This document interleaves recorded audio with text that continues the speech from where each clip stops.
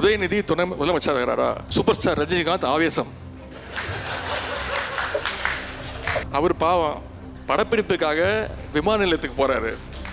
அவரை போய் வழிமறிச்சு இடம் கொடுக்காம, அதனால பத்திரிகை நண்பர்கள் இன்னைக்கு இதுக்கு என்ன தமிழ் வைக்க போறீங்கன்னு தெரியல. உதயநிதி சூப்பர் ஸ்டார் ரஜினிகாந்துக்கு பதிலடி அப்படின்னு வைப்பாங்க. நானே எடுத்து கொடுத்துறேன். 200 ரூபாய் ஊப்பின்னு சொல்லிடுறாங்க, ஆனால் காசு இது வரைக்கும் வரல அப்படின்னு சொன்னாங்க. கண்டிப்பாக உங்களுக்கு வரும். இந்த புத்தகத்துடைய விலை 200 ரூபா. Welcome you to Chennai madam. You have to learn Tamil very soon. YouTubers, பத்திரிகை நண்பர்கள் எப்படி பொறுப்பாக செயல்படணும், அவர்களுடைய வார்த்தைகள், அவங்களுடைய நிகழ்ச்சிகள் எவ்வளோ பொறுப்பாக இருக்கணும் அப்படிங்கிறதுக்கு இந்திரகுமார் தேரடி அவர்களும் மில்டன் அவர்களும் ஒரு சிறந்த, இப்போது வருகின்ற இளைஞர்களுக்கு ஒரு சிறந்த எடுத்துக்காட்டாக இருக்கின்றாங்க. தமிழ்நாட்டுக்கு மட்டுமே தெரிஞ்ச உதயநிதியை இந்தியா முழுக்க கொண்டு போய் சேர்த்தது பிரதமர் திரு மோடி அவர்கள் தான்.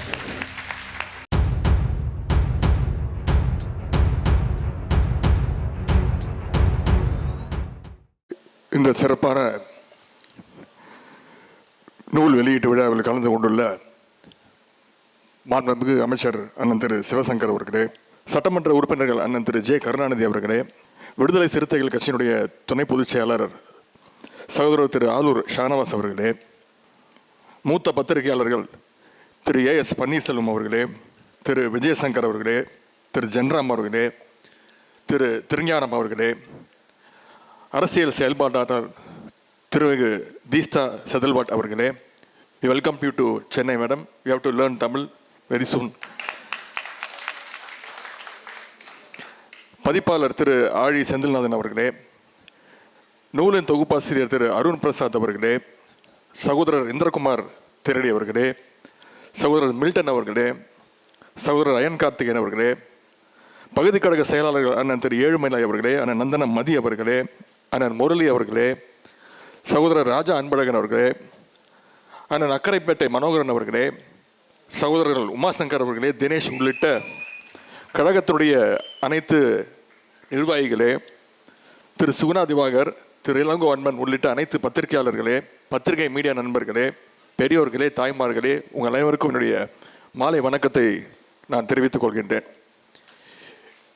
இன்றைக்கு இந்தியாவாக இருப்பதற்கு காரணமாக அமைந்த 2024 நாடாளுமன்ற தேர்தல் முடிவுகளை பல கோணங்களில் ஆய்வு செஞ்சு எழுதப்பட்டிருக்கக்கூடிய தேர்தல் 2024 மீளும் மக்கள் ஆட்சி என்ற புத்தகத்தை இன்று உங்கள் முன்னே வெளியிடுவதில் நான் மிகுந்த மகிழ்ச்சி அடைகின்றேன், பெருமை அடைகின்றேன். இந்த புத்தகத்தை கொண்டு வந்துள்ள ஆழி பதிப்பகத்தினுடைய பதிப்பாளர் திரு ஆழி செந்தில்நாதன் அவர்களுக்கும் தொகுப்பாசிரியர் அருண் பிரசாத் அவர்களுக்கும் எனது பாராட்டுகளையும் வாழ்த்துக்களையும் நான் தெரிவித்துக் கொள்கின்றேன். இந்த புத்தகத்துடைய தலைப்பில் மீளும் மக்களாட்சி அப்படின்னு ஒரு வரி இருக்கு. அதில் மக்கள் என்ற வார்த்தையை மட்டும் தனியாக ஹைலைட் பண்ணியிருக்கிறாங்க.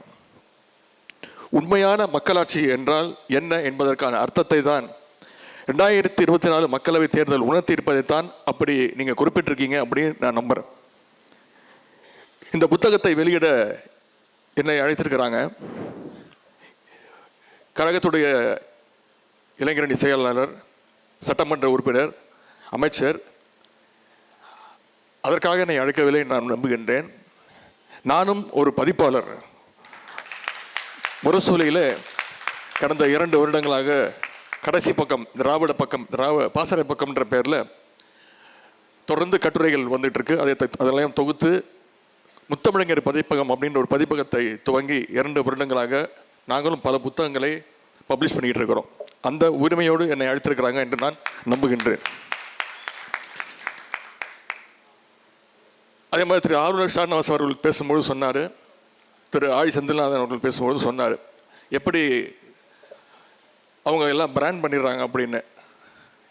200 ரூபாய் ஊப்பின்னு சொல்லிடுறாங்க, ஆனால் காசு இது வரைக்கும் வரல அப்படின்னு சொன்னாங்க. கண்டிப்பாக உங்களுக்கு வரும். இந்த புத்தகத்துடைய விலை 200 ரூபா.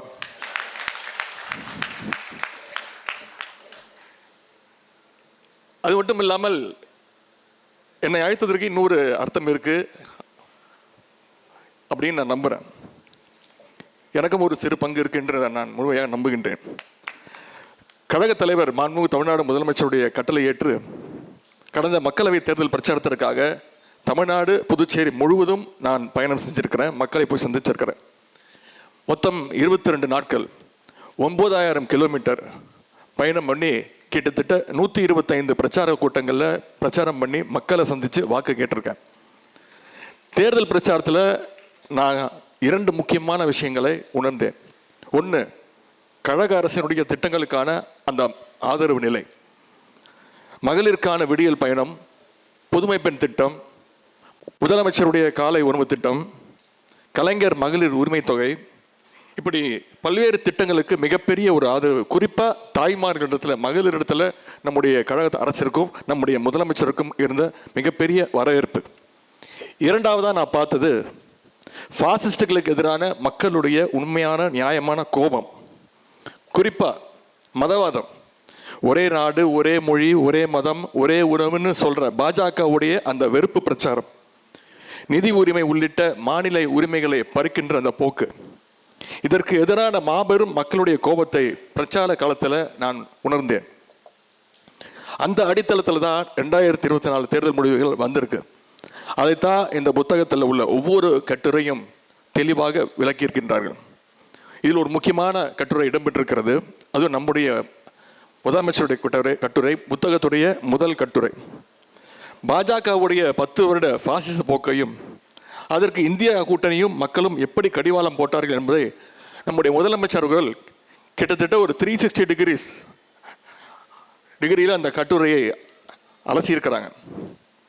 கட்டுரையில் முதலமைச்சர் எழுதியிருப்பது போல, தேர்தல் முடிவுக்கு பிறகு மோடியுடைய நடை, உடை, பாவனைகள் எல்லாம் மாறிவிட்டன.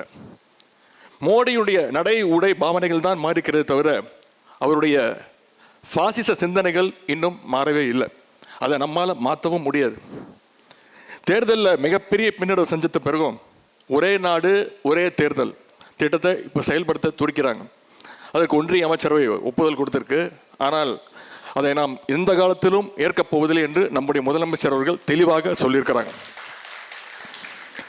அப்படிப்பட்ட அளவில்லாத அதிகாரத்தை அடைய நினைச்ச மோடிக்கு இந்த தேர்தல் முடிவுகள் சரியான பாடம் புகட்டிருக்கு. இதற்கெல்லாம் முதலமைச்சர் அவர்கள், நமது முதலமைச்சர் அவர்கள் முன்னின்று உருவாக்கிய அந்த இந்தியா கூட்டணி தான் காரணம். நம்ம கூட்டணிக்கு இந்தியான்னு பெயர் வச்சோன்னே பயந்துட்டாங்க. நம்ம நாட்டுடைய பெயரையே மாற்றுறதுக்கு முயற்சி பண்ணாங்க. இந்தியாங்கிறத தூக்கிட்டு பாரதம்னு பேச ஆரம்பித்தாங்க. இனிமேல் இந்தியாங்கிற வார்த்தை யாரும் பேசக்கூடாத அளவுக்கு பயந்து போனாங்க. மூன்றாவது அணி, அது எப்பொழுதுமே கரை சேராதுன்னு தேர்தலுக்கு 1 வருடம் முன்பே, அதாவது மார்ச் 2023 அன்றே நம்முடைய முதலமைச்சர் அவர்கள் மிக தெளிவாக சரியாக எடுத்து கூறினார். எதிர்க்கட்சிகளுடைய ஒற்றுமையை நம்முடைய தலைவர் அவர்கள் மீண்டும் மீண்டும் வலியுறுத்தி கொண்டே இருந்தார்கள். அவற்றை பற்றி நம்முடைய முதலமைச்சர் அவர்கள் இந்த புத்தகத்திலே மிக தெளிவாக எழுதியிருக்கிறாங்க. அதேபோல் முன்னாள் ஒன்றிய அமைச்சர் அண்ணன் திரு ப. சிதம்பரம் அவர்கள், மக்களவை உறுப்பினர் அண்ணன் திரு ரவிக்குமார் அவர்கள், பத்திரிகையாளர் திரு A.S. பன்னீர்செல்வம் அவர்கள், பொருளாதார அறிஞர் அமர்த்தியா சென்னுடைய உரையாடல், யோகேந்திர யாதவ், முகமது ஜுபேர் என இந்தியாவின் ஒட்டுமொத்த முற்போக்கு முகங்களும் மதச்சார்பின்மை குரல்களும் இந்த புத்தகத்தில் 25 கட்டுரைகளை சிறப்பாக எழுதியிருக்கிறாங்க. நாடாளுமன்ற தேர்தலுக்கு முன்பு பிரதமர் மோடி பற்றி எப்படிப்பட்ட பிம்பம் உருவாக்கப்பட்டுச்சு உங்களுக்கே தெரியும். அவரை தோற்கடிக்கவே முடியாதுன்னு சொன்னாங்க. இன்னும் சொல்ல போனால் பாஜக கூட்டணி 400 இடங்களுக்கு மேலே ஜெயிப்போம்னாங்க. பாஜக மட்டும் தனியாகவே 300 தொகுதிக்கு மேலே ஜெயிப்போம் அப்படின்னாங்க. என்னென்னமோ கலர் கலராக ரீல் விட்டாங்க. குறிப்பாக அதுவும் தமிழ்நாட்டில் நாங்கள் ஜெயிக்கலனாலும் வட இந்தியா முழுக்க நாங்கள் தான் ஜெயிக்க போகிறோம்னு சொன்னாங்க. பாஜகவுக்கு ஒரு மாநிலம் போதும்னாங்க. உத்தரப்பிரதேசம் ஒரு மாநிலத்தில் நாங்கள் ஜெயிச்சிடும், அதுவே போதும் அப்படின்னாங்க. அதுலேயும் இந்த வடநாட்டு செய்தி சேனல்கள்லாம் இருக்குது, உங்களுக்கு தெரியும். என்னென்ன கலர் கலராக ரீல் விட்டாங்க. ஹிந்தி சேனல் மட்டும் இல்லை, இங்கிலீஷ் சேனல்களும் சேர்ந்து ரீல் விட்டாங்க கருத்து கணிப்பின்ற பேரில். சில சேனல்கள் ப்ரீபோல் சர்வே அப்படின்னு பாஜகவுக்கு 400க்கும் அதிகமான தொகுதியை கொடுத்து வெற்றி உறுதின்ட்டாங்க. இன்னும் சில சேனல்கள் ரொம்ப நடுநிலைமையாக சேர்ந்துக்கிட்டு ஒரு 10 சீட்டு 15 சீட்டு கம்மி பண்ணிவிட்டு இல்லை 385 தான் ஜெயிப்பாங்க, 390 தான் ஜெயிக்க முடியும் அப்படின்னு பாஜகவுக்கு முட்டு கொடுத்துக்கிட்டே இருந்தாங்க. ஆனால் ஆட்சி அமைப்பதற்கு தேவையான அந்த 272 இடங்களை கூட பிடிக்க முடியாத இடத்துல தான் பாஜகவை இந்திய மக்கள் வச்சாங்க. இந்த தேர்தலில் பெரும்பாலான மெயின் ஸ்ட்ரீம் ஊடகங்களை விட துருவ் ராட்டி, முகமது ஜுபேர் மாதிரியான independent YouTubers, fact checkers, Alt News, பேரலை மாதிரியான இண்டிபெண்ட் ஊடகங்களும் தான் ஃபாசிஸ்டுகளை எதிர்த்து பல்வேறு உண்மைகளை வெளில கொண்டு வந்து பேசினாங்க. பத்திரிகையாளர் நண்பர் இந்திரகுமார் தேரடி, நண்பர் மில்டன் உள்ளிட்டோரெல்லாம் பல மாநிலங்களுக்கு சுற்றுப்பயணம் பண்ணி அங்குள்ள சூழல்களை விரிவாகவே இந்த புத்தகத்தில் எழுதியிருக்கிறாங்க. அவர்களுக்கு என்னுடைய பாராட்டுகள்.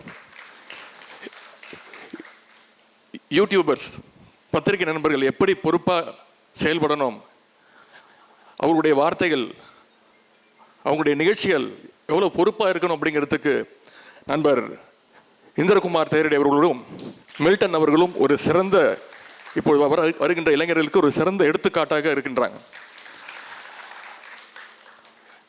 இன்று காலை ஒரு நிகழ்ச்சியை முடிச்சுட்டு, ஒரு ஆய்வுக் கூட்டத்தை முடிச்சுட்டு வெளியில் வந்து என் ஃபோனை திறந்து யூடியூப்பை திறந்து பார்த்தோம். நானே பயந்துட்டேன். என்ன தெரியுமா தலைப்பு? தமிழில் உதயநிதி துணை முதலமைச்சராகிறாரா, ரஜினி சூப்பர் ஸ்டார் ரஜினிகாந்த் ஆவேசம். நான் பயந்துட்டேன். சரி, நான் இன்னும் துணை முதலமைச்சராக அறிவிப்பே வரல, அதற்கான முழு உரிமையும் முதலமைச்சர்கிட்ட தான் இருக்குது. இது முதலமைச்சர் தான் கேட்கணும், அவர்கிட்ட கேட்காது. அவர்கிட்டையும் கேட்டுட்டு இருக்கீங்க. ஆனால் யாரெல்லாம் மைக்கு ரோட்டில் போகிற வரவங்கிட்டலாம் மைக்கு நீட்டி உதயநிதி துணை முதலமைச்சர் வர்றாரா, உங்கள் ஒப்பீனியன் என்ன, உங்கள் ஒப்பீனியன் என்ன என்கிட்ட கேட்டீங்க. சரி, அவர் பாவம் படப்பிடிப்புக்காக விமான நிலையத்துக்கு போகிறாரு.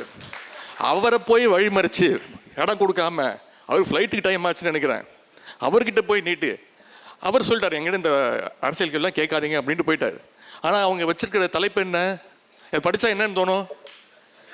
உதயநிதி துணை முதலமைச்சராரா, சூப்பர் ஸ்டார் ரஜினிகாந்த் ஆவேசம். இப்படி. அதனால பத்திரிகை நண்பர்கள், இன்னைக்கு இதுக்கு என்ன தமிழ் வைக்க போறீங்கன்னு தெரியல. உதயநிதி சூப்பர் ஸ்டார் ரஜினிகாந்துக்கு பதிலடி அப்படின்னு வைப்பாங்க. நானே எடுத்து கொடுத்துறேன்.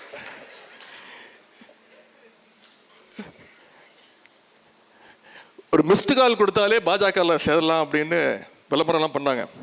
ஆனால் ஃபாசிஸ்டுகள் கடைசியில் தங்களுடைய சொந்த காலில் நிற்க முடியாமல் இன்னைக்கு சந்திரபாபு நாயுடு காலையும் நிதிஷ்குமாருடைய காலையும் பிடிச்சிக்கிட்டு ஆட்சியை நடத்திக்கிட்டு இருக்கிறாங்க. இந்த புத்தகத்தில் பத்திரிகையாளர் திரு ஏஎஸ் பன்னீர்செல்வம் அவர்கள் ஒரு மிக மிக முக்கியமான ஒரு கட்டுரை எழுதியிருக்கிறாங்க. அதாவது பாஜகவோடு கூட்டணி வச்சு ஆதரித்து பல்வேறு கட்சிகளுடைய நிலைமை இன்னைக்கு என்னென்ன ஆயிருக்கு அப்படின்னு திறனாய்வு செஞ்சுருக்கிறார். மகாராஷ்டிராவில் சிவசேனா காணப்போச்சு. காஷ்மீரில் மக்கள் மாநாட்டு கட்சி எங்கே இருக்குன்னே தெரியல. ஒடிசாவில் பிஜு ஜனதாதளம். இப்படி பல்வேறு கட்சிகளை பாஜக காலி பண்ணியிருக்கு. ஆனால் அந்த பாஜக காலி பண்ண லிஸ்ட்டில் முதல் இடம் நிற்கிற கட்சி எதுன்னு உங்களுக்கு தெரியுமா?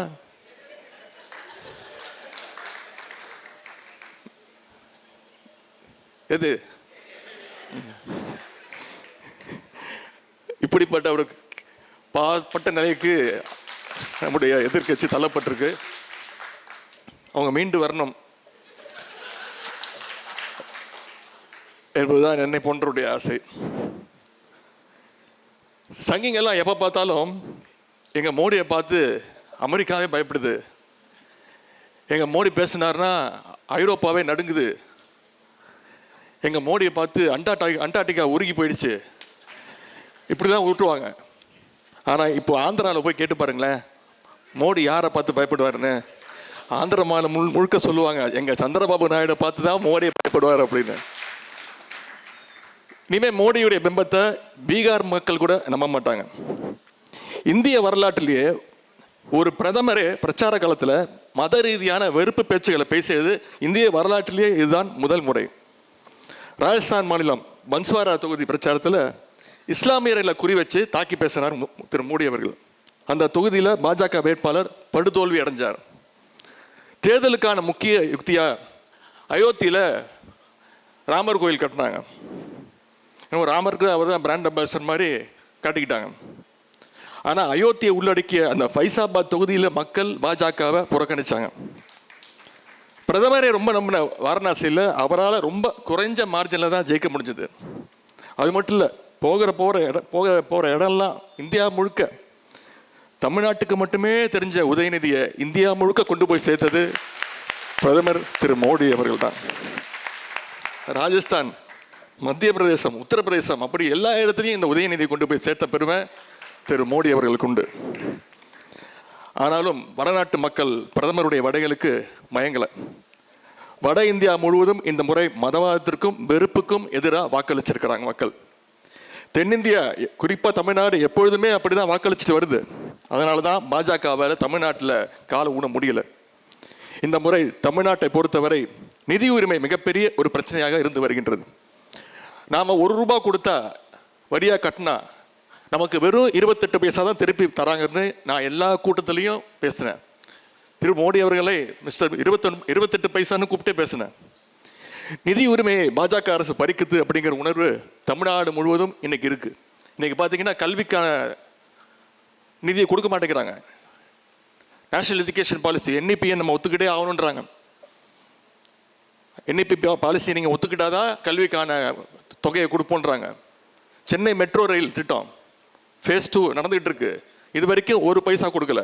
முதலமைச்சர் தொடர்ந்து கேட்டுக்கிட்டு இருக்காரு. ஆனால் அதுக்காக முதலமைச்சர் பணியை நிப்பாட்டியாருன்னு பார்த்தீங்கன்னா இல்லை, அது மக்களுக்கு தேவையான பணி. மத்திய அரசு, ஒன்றிய அரசு பணம் கொடுக்குதோ இல்லையோ பணி நடக்கும்னு தொடர்ந்து வேலைகள் நடந்துகிட்டு இருக்கு. தமிழ்நாட்டில் பாஜகவால் ஒரு இடத்துல கூட வராதற்கு காரணம் மக்கள் அவங்க மேலே வச்சிருக்க கூட இந்த கோபம்தான். தமிழ்நாடு எப்பொழுதுமே பாஜகவை ஏற்காது. அதைத்தான் இந்த தேர்தல் முடிவும் காட்டுகின்றது. பாஜகவுடைய அதிகார பலம், பணபலம், மீடியா பலம், ஃபேக் நியூஸ் ஃபேக்டரி என எல்லாவற்றையும் தமிழ்நாட்டில் பயன்படுத்தி பார்த்தாங்க. தமிழ்நாட்டில் புயலே அடித்தாலும் வெள்ளமே வந்தாலும் எட்டி பார்க்காத திரு மோடி அவர்கள் தேர்தல் அறிவித்த உடனே அந்த 2-3 மாதத்தில் மட்டும் 8 முறை தமிழ்நாட்டுக்கு மீண்டும் மீண்டும் வந்தார். மோடி மட்டும் தனியாக வரல, பாஜகவுடைய அனைத்து தேசிய தலைவர்கள், ஒன்றிய அமைச்சர்கள் என அத்தனை பேரும் வந்தாங்க.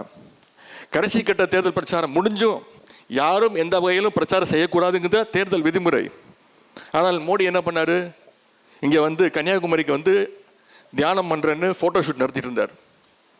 சினிமாவில் கூட அத்தனை கேமரா வச்சு ஷூட் பண்ண மாட்டாங்க.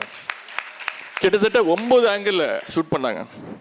ஆனால் சங்கிகள் எதிர்பார்த்த அளவுக்கு வடநாட்டு மக்கள் ஏமாறல. தமிழ்நாட்டிலையும் அவங்களுடைய ட்ராமா எடுபடலை. தமிழ்நாட்டில் ரோட் ஷோ நடத்தின பாஜகவை தமிழ்நாட்டு மக்கள் நடு ரோட்டில் விட்டாங்க. தமிழ்நாட்டு மக்கள் தெளிவாக 40க்கு 40 தொகுதியிலும் திமுக கூட்டணிக்கே வாக்களித்து ஒரு கிளீன் ஸ்வீப் விக்டரியை கொடுத்தாங்க. மக்கள் கொடுத்த தெளிவான தீர்ப்பின் காரணமாகத்தான் இன்றைக்கு இந்தியாவில் மாநிலங்கள் உயிரோடு இருக்கின்றன. இந்தியாவுடைய அரசியலமைப்பு சட்டம் அப்படியே இருக்கின்றது. அதற்கு மாறாக மோடி நினைச்சது போல தேர்தல் முடிவு வந்திருந்தா மாநிலங்களை எல்லாம் ஒரு முனிசிபாலிட்டி ஆக்கி இருப்பாங்க. இந்த கொடுமையெல்லாம் தடுக்கப்பட்டிருக்குன்னா அதுக்கு 2024 மக்களவை தேர்தல் முடிவுகள் தான் மிக மிக முக்கியமான காரணம். இந்தியாவை காக்கின்ற பணியில் நம்முடைய திராவிட முன்னேற்ற கழகம் எப்பொழுதுமே முன்வரிசையில் நிற்கும். இந்த முறை எதிர்க்கட்சிகள் திட்டமிட்டு ஒரு பொய்யை சொன்னாங்க. அதாவது திமுகவுக்கு போன தேர்தலை விட வாக்கு சதவீதம் குறைஞ்சு போச்சு அப்படின்ற ஒரு பிம்பத்தை கட்டினாங்க. திமுகவுடைய வாக்கு சதவீதம் குறைந்ததற்கான காரணங்களை சகோதரர் சுகுணா திவாகர் அவர்கள் இந்த புத்தகத்தில் மிக தெளிவாக அழகாக எழுதியிருக்கிறார். கடந்த மக்களவை தேர்தலில் திமுக கழகம் போட்டியிட்டது 24 தொகுதிகளில். ஆனால் இந்த முறை கழகம் போட்டியிட்டது 22 தொகுதிகளில். அது மட்டுமல்ல, வெற்றி வாய்ப்பு அதிகமுள்ள தொகுதிகளை கூட்டணிக்கு கொடுத்துட்டு எங்கே சவாலாக இருக்குமோ, எங்கே நாம் போட்டி போட்டால் தான் வெற்றி பெற முடியும் அப்படின்றத அறிஞ்சு கஷ்டமான இடங்களில் நம்ம போட்டி போடுவோம் அப்படின்னு எங்களுடைய தலைவர் அவர்கள் சவாலான தொகுதிகளை கழகம் எடுத்துக்கொண்டது. எதிராளிகளுடைய வீழ்ச்சியையும் தோழமை கட்சியுடைய வெற்றியையும் உறுதி செய்யும் வகையில் நம்முடைய முதலமைச்சர் அவர்கள் இப்படி இடங்களை ஒதுக்கி கொடுத்தாங்க. இதுதான் நம்முடைய முதலமைச்சருடைய தேர்தல் வியூகம், சாதுரியம். இதையெல்லாம் கணக்கில் கொண்டுதான் திமுகவுடைய வாக்கு சதவீதத்தை நாம் அணுக வேண்டும். யார் என்ன சொன்னாலும் கழகத்துடைய வலிமை பெருகிக் கொண்டே போகிறது என்பதுதான் உண்மை. எங்கள் முதலமைச்சர் உருவாக்கியுள்ள கூட்டணி வெற்றி கூட்டணி. 2026 இந்த கூட்டணி மாபெரும் வெற்றியை பெறும். அதற்கு ஜனநாயக சக்திகளாகிய நீங்களும் துணை நிற்க வேண்டும் என்று கேட்டுக்கொள்கின்றேன். அதற்கு இப்பொழுதே நீங்கள்லாம் தயாராக வேண்டும். இந்த புத்தகத்திலே 2024 தேர்தலை பற்றி 25 கட்டுரைகள் வந்திருக்கின்றது. 2026 தேர்தலையும் வெற்றி பெற்று 50 கட்டுரைகள் சேர்ந்த ஒரு புத்தகத்தை நீங்கள் வெளியிட வேண்டும்.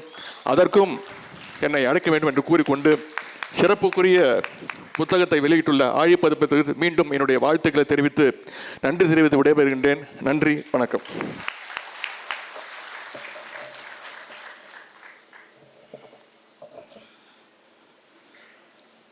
முத்தமிழறிஞர் பதிப்பகத்தினுடைய பதிப்பாளர், மாண்புமிகு அமைச்சர், இளைஞரணி செயலாளர் அவர்கள் எங்களை பற்றியும் சமூக வலைதளங்களை பற்றியும் சமூக வலைதளங்களில் செயல்படுகின்ற தன்னிச்சையாக சுதந்திரமாக செயல்படுகின்ற ஊடகவியலாளர்களை பற்றியும் குறிப்பிட்டதை மிகப்பெரிய ஒரு அங்கீகாரமாக நான் இந்த இடத்தில் கருதுகிறேன்.